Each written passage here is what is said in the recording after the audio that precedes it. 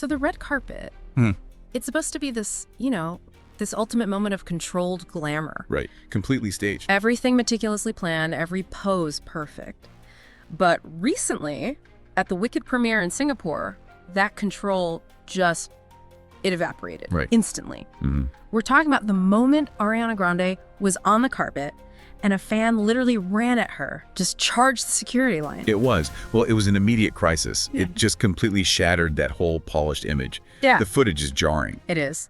But what really struck me wasn't just the chaos, it was the response of her co-star, Cynthia Erivo. Oh, yeah. She physically jumped in front of Ariana, like she became a human shield. Yeah. It was just heroism in a designer dress. It really was. A fast shift from this Hollywood spectacle to a real-life threat assessment.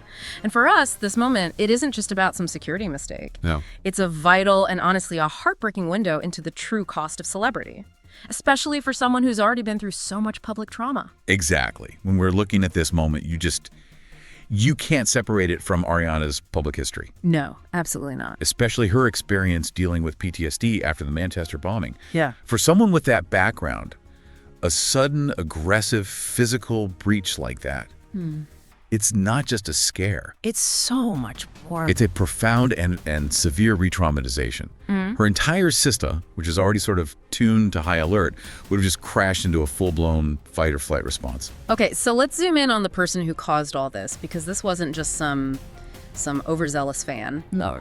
Our source material identifies him as Johnson Wen, who's notoriously known as Pajama Man. This wasn't a mistake. It felt like a schedule disruption. And that's where the analysis has to start. The name Pajama Man, it sounds almost comical, right? A little bit, yeah. But the underlying pattern is terrifying. This is not just a fan. He's a serial stage invader. Right. We're talking about a documented history of stunts. He's breached stages during performances by Katy Perry, The Weeknd. He even disrupted the Olympics. The Olympics. So that means he's crossing professional, political, massive security barriers, and he's doing it globally. When you look at his history, this isn't coming from simple fandom or excitement. This behavior suggests a persistent fixation, an attempt to insert himself into these big public moments. It stops being a quirky hobby. Yeah, it becomes an actual measurable security threat that really should have been red flagged internationally. That's the critical distinction. Yeah. Professional security teams, they categorize threats based on history and intent. Okay. A serial invader presents an elevated, a quantifiable risk because he's proven he has both the capability and the motivation to breach barriers.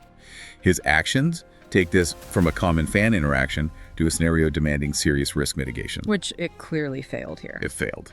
So let's pivot from his history to the human toll on Ariana. You could see the anxiety just take her over immediately. Right there on camera. The cameras caught her visibly shaken. Her hands were gripping. She was taking these slow, deep, controlled breaths, all while surrounded by thousands of flashing lights. And that visible reaction, the shaking, the fact that her co-stars had to immediately physically comfort her, that is the body manifesting acute stress. Wow. When your fight or flight system is triggered, your internal resources are just.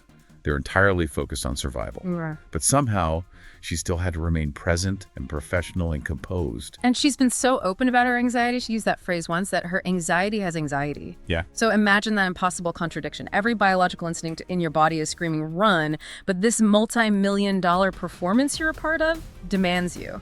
Smile, wave, and pose. That conflict is immensely exhausting. I can't even imagine. It is. We talk about mental load, but this is a physical trauma load. Yeah. The resources required just to maintain that composure, to do those deep breaths instead of dissociating or panicking.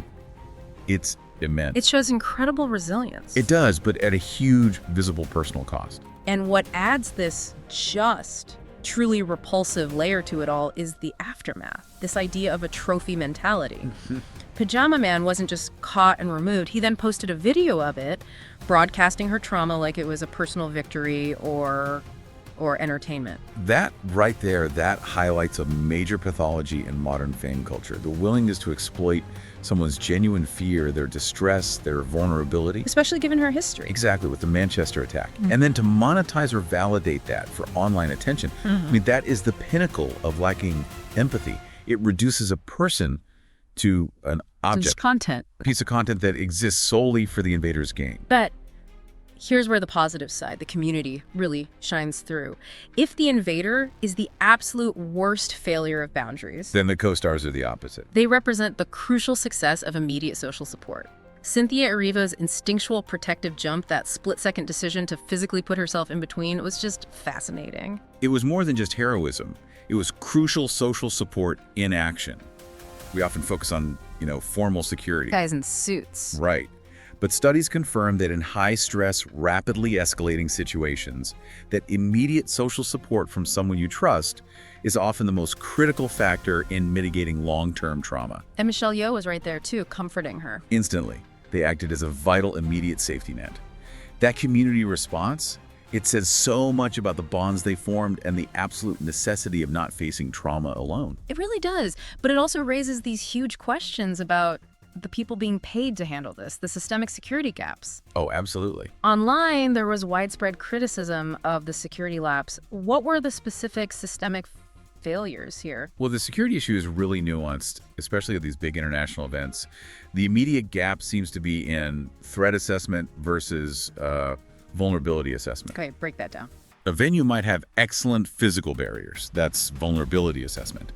But if they fail to share and act on international intelligence about known serial disruptors like when, that's threat assessment.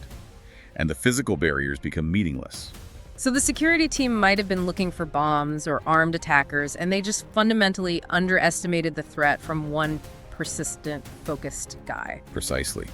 Event organizers face this constant, tricky cost-benefit analysis. They're trying to balance the need for media access and fan excitement, which drives publicity, with absolute safety. And if you increase security too much, the event feels sterile. Exactly. The pendulum often swings too far toward accessibility, and that makes stars easy targets for these kinds of disruptors. And we can't forget the emotional spillover this created. I mean, think about the fans in Singapore. They waited hours for this exciting moment. And instead, they see something terrifying. Exactly. The moment shifted from collective excitement to collective anxiety in an instant. The emotional fallout, it spreads far beyond just the immediate victim. The whole ecosystem is affected. The shared atmosphere of celebration is just destroyed. And it's replaced by unease and seeing the visible distress of someone you admire. Right. It's a vivid illustration that every action, even one focused on a single celebrity, has repercussions for the entire audience. So if we synthesize this whole sequence, the invasion, the trauma response, the security failure, and that powerful community response, it just profoundly underscores why so many high-profile figures are speaking out about mental health now. It really does. These moments prove, again and again, that despite the constant exposure from social media, they are fundamentally human beings with human limits. And what's fascinating here is how the boundary erosion we see in the digital world, how it manifests so aggressively in the physical world. The anonymity of social media lets fans develop these intense parasocial relationships where they feel entitled to access, to ownership. And when they're blocked physically, they act out to get their trophy. That entitlement is the core issue. It strips away the person's humanity. It's a necessary wake-up call that self-care, maintaining boundaries, and understanding that admiration does not equal ownership. It's crucial for survival in the public eye. That's the key takeaway for you, our listener, and for all fans. The performance requires immense pressure, and incidents like this show the very real danger that pressure creates. Empathy in fandom is not optional. It is the only ethical way forward. You can admire the talent, the art, the personality, but you have to respect the physical and emotional space of the person. From that sudden, shocking charge on the red carpet to the critical, instant support from her co-stars, this moment at the Wicked premiere was so much more than a headline. It really was. It was a stark, necessary lesson in public safety, the true meaning of trauma, and the essential power of a support network in a crisis. And if this discussion leaves you with one final thought, let it be this. Yeah. If someone you admire needs to visibly take deep breaths just to regain control, remember the immense internal war they are fighting just to appear composed. The greatest show of respect you can give them is simply giving them space and acknowledging their humanity. Stay curious, and we'll catch you next time as we unpack another crucial moment that's shifting the conversation.